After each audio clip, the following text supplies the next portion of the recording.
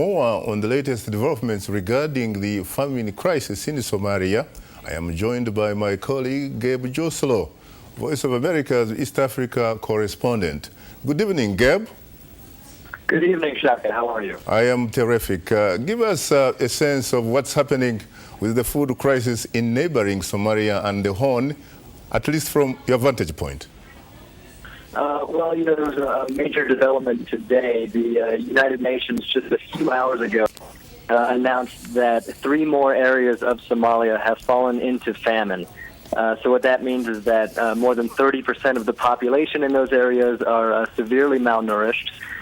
There is a lack of access to food, and that a large number of people are dying every day. And what's especially shocking about this is that 2 of those areas, one is Afkuye corridor, which is just west of Mogadishu, and inside Mogadishu itself, they're finding famine is within the displaced persons communities there, which means that people who are refugees within their own country and who are actually accessed and have been treated by humanitarian organizations for the past 3 years or so are slipping into this very deadly condition.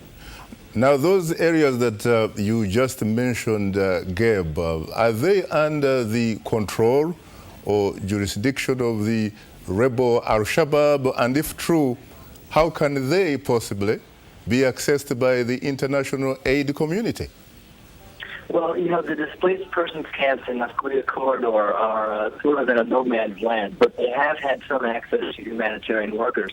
Mogadishu, which is more under the control of the federal government there in Somalia, have had even more access. But the fact is, Al-Shabab does still have a lot of control, especially over aid that has been allowed to come into the country, not just over the last couple of months since this crisis really got worse, but over the last few years. I mean, they were really banning all aid workers from entering. World Food Program and other agencies were hesitant to send anybody in there because workers had been killed in the past. So they definitely still maintain a very strong presence there, especially in areas of the south. And everybody will tell you that they didn't cause this famine, but they're certainly making it worse. Do you have any information as to whether Al-Shabaab remains adamant that no Western aid agency, for example, can actually distribute food in areas under their control? Well, we've got a lot of mixed messages from them in the past month or so. You should remember earlier in July, they made an announcement saying that we're now in a crisis and we're going to allow Western aid in for the first time in a long time. And about 2 weeks later, another Al-Shabaab spokesperson said, no, actually, the famine is all a political ploy and we're not going to allow any aid. So what you're seeing is really a rift among the members of Al-Shabaab. It's not a uniform group at all. There are a lot of different factions. Some of them are more jihadist influenced, so they really believe in that Islamist cause, and others are more localist, people who are really from Somalia and believe that the country should be self-sufficient. So when you see these 2 factions rivaling each other, that's when you get these mixed messages. So it's really not clear, and that's another reason aid agencies are having a hard time working around Al-Shabaab. What about the groups, including Islamic aid agencies, which are acceptable to Al-Shabaab? Do we know or do we have any information as to whether some of those groups have already gotten in the field and are delivering some food to needy people?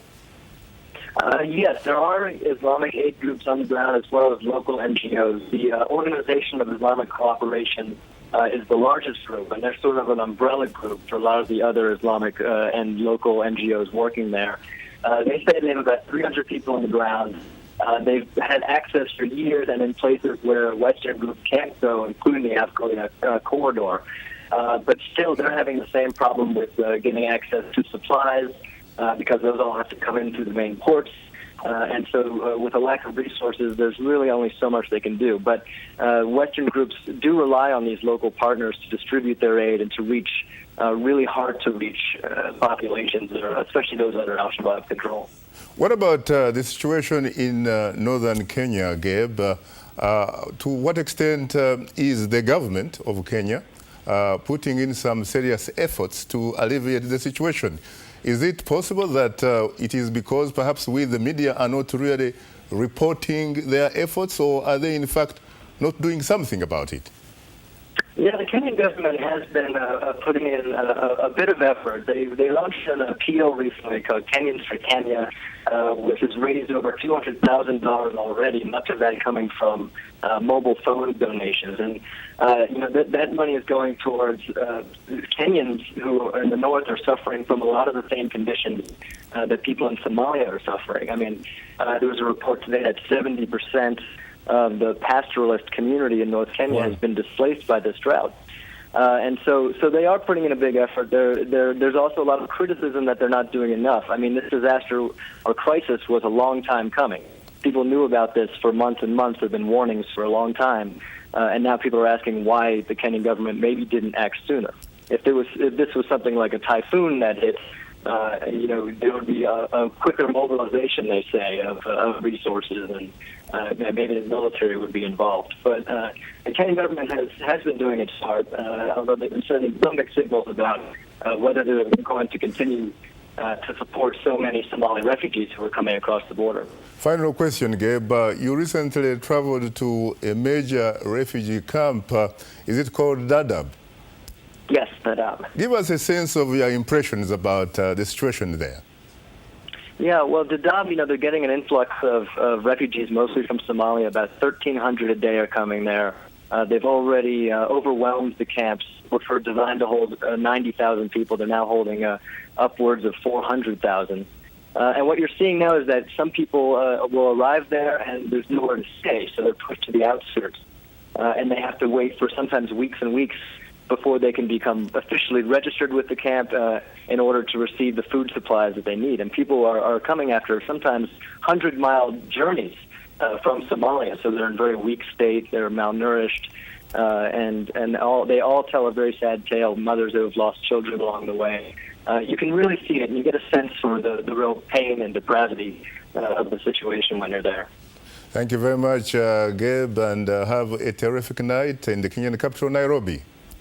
Thank you. We'll stay at the Voice of America. Well, of course, we are covering the famine crisis in Somalia. And before we pause for a short break, would like to remind you that Straight Talk Africa is on the social networking website, Facebook. Just put in the keyword Straight Talk Africa and become a fan and connect with other friends of the Voice of America. We'll be right back with you, so please don't go away.